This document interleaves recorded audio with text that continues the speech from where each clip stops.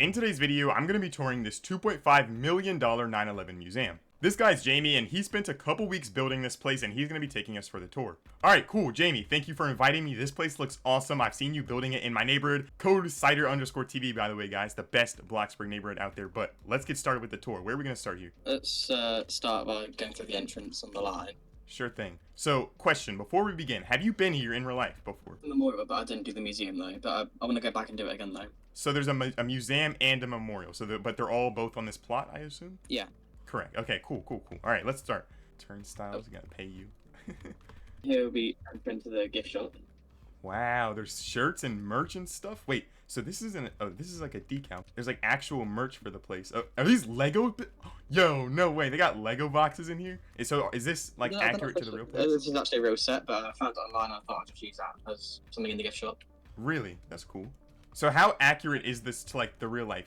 The gift shop isn't exactly accurate, but most of the museum is a bit more online to how it is in real life. So you come pay over here, you got books. Wow, I've never seen like custom Bloxburg books before. And then over here is yeah, those were not fun to make. Yeah, the cafe here, it's just basic cafe really. I love the colors and the lighting of this place. It looks so like modern and real. Yeah, little model. You got the different World Trade Center buildings just around it. Whoa, this is nice. I love the stairs and the escalator here. How you have them slanted yeah, like it's that. nice. I love commercial property. Oh my god, I love commercial property so much, guys. I hate houses, but these, I love them. Okay, so morning of 9th of September 2001. So this is, it happened at what, 8 a.m., 9 a.m., and this is before that? Yeah, about 8:40, something like that, I think it was. Some steel columns here from the South Tower. Oh wow, these are tall. I'm gonna go in free cam for these. Holy. And they're super like realistic. You have the actual bolts and stuff that are like knocked into them. So this is all basic shapes and structural items work, I assume, right? Yeah, all basic shapes. Nice. And then over here we got the bathrooms before we go into the museum. Dang, you actually put some effort and time into these. Yo, what the heck? Look at the urinals. These are actually super realistic. And then they all go up to here for like the water and stuff. That's cool. So what's the plot data on this thing? Because I imagine with all the basic shapes we're probably going to see a little later, it's probably pretty high, right? Full 140% this is. Dang, so it's like from full. All right, so we can take a look at some of the like artifacts and everything here. The construction of the towers taken in 1971. So they were built in 1971 and probably finished 1972 maybe. And then... Yeah, I think it was something like that. I think it was finished in 1973. So this is one of the helmets from the firefighters who lost their lives in the attack. All right, and then over on this wall here, it says September 11, 2001. Okay, and then these are where the attacks happened. So... Yeah, we've got that. Yeah, images showing them. 2 for the towers, and then 1 at the Pentagon. I live like...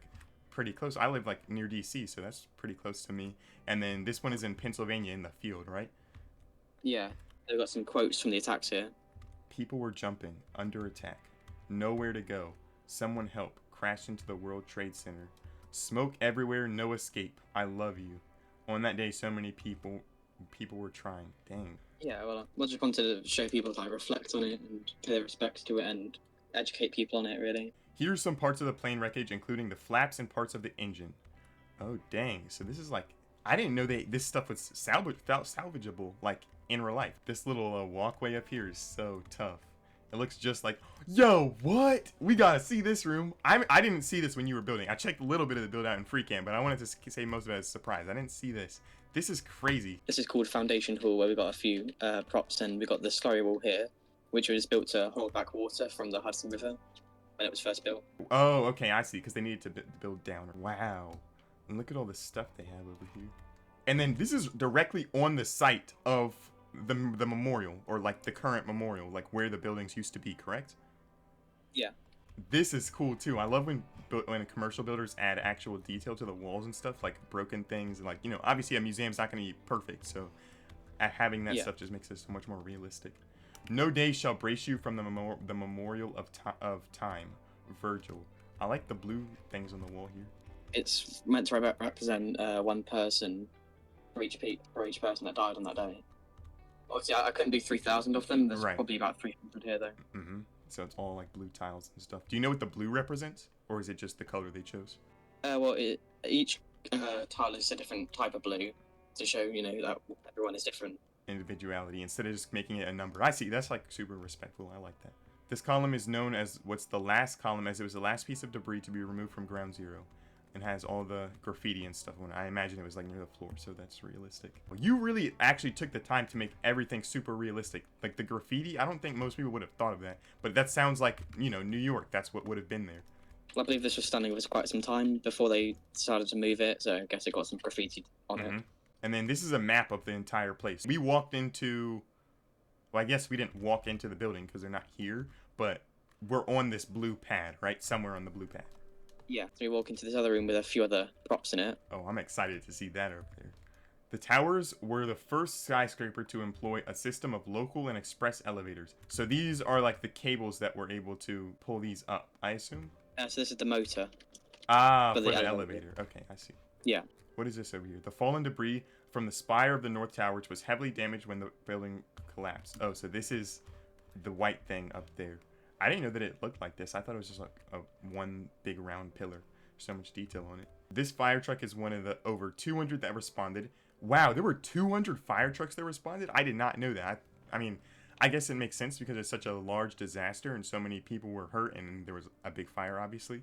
But I didn't know 200 fire trucks were there. No, that's crazy. I was shocked to learn that. Yeah, I imagine you probably learned a lot about 9/11 and what happened on that day making this, right? A lot of stuff, yeah. And I guess it has a much more like sentimental feeling if you actually went there. But wow, look at this fire truck. The detail on it is crazy. Yeah, it took about 2 hours to build and it cost about 180 grand. So in here, I think there's a poster here. It says, these boxes left from the wreckage at the site of the towers are left as gravestones to those bodies who could not have been retrieved. So wait, really? So there are bodies that were never retrieved even after the damage and everything was cleaned up? I guess it was just so, like, the damage was so bad that they just couldn't retrieve everyone. And then there's a bit of a timeline on the back here of different pictures. More artifacts and everything. Dust, illness, and advocacy after 9/11. That's one thing I know. I watched like a lot of like 9/11 documentaries from like school and stuff. The dust was one of the things that killed people actually more so than, I mean, I don't know the actual numbers and everything, but the dust was very bad if you were to inhale that. So they had respirators, they had the boots. You took a lot of time to do all the writing and everything. Did you have problems with like getting past Roblox moderation? I imagine. Yeah, I did get banned once for 1 week because I just wanted to see where I like crossed the line between where I would get like a warning, but I didn't realize I'd get a 7-day ban though. Well, at least you're. Give me 2 seconds. Yo, hey, we got the sun. There's so much sun in the build. It's fine. There we go. And then this is the river water line valve, part of a pipe that carried water from the Hudson River to underground refrigeration, and it was connected to the World Trade Center air conditioning systems. Survivor stairs. The stairs here, which had an overhang protecting commuters from usually rain, but on the 11th of September 2001, people used these stairs as an escape route to be shielded by falling debris. Do you know if this is where the actual staircase was, or did they just put it here? It was originally at the actual World Trade Center site, but then they moved it into the museum. And then we come up, so this is like the main plaza of, you know, the place. So here's the second memorial pool here, and I put around 16 names around it on each pool, because I can't really do 3,000 names around it. But... Right, this is super realistic. I gotta give you Bloxburg so you can put actual water fountains in here. But I've been to this place in real life. I went to the museum. I don't remember it exactly because it was years and years ago. But I've been to this place in real life, and I also went to the monument outside, and it's very realistic. Even details as small as the concrete and brick patterns and everything is all accurate to real life. And then over here, I guess, is the other one. Do you know which one is the first and which is the second tower? I think this one's the South Tower here, and then that one's the North Tower. Wow. And then this building over here is part of the downstairs, the foundation hall, correct? The big open building. I see.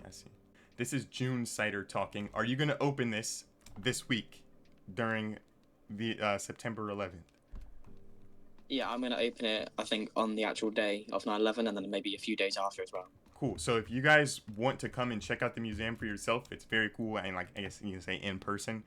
Join his Discord server in the link in the description down below, and I'll also leave all of his other socials so you can follow him there. But that's going to be it for today's video, guys. I hope you all did enjoy. If you did, please be sure to like, subscribe, and hit the notification bell so you never miss an upload. And with that, I'll see you all in the next one.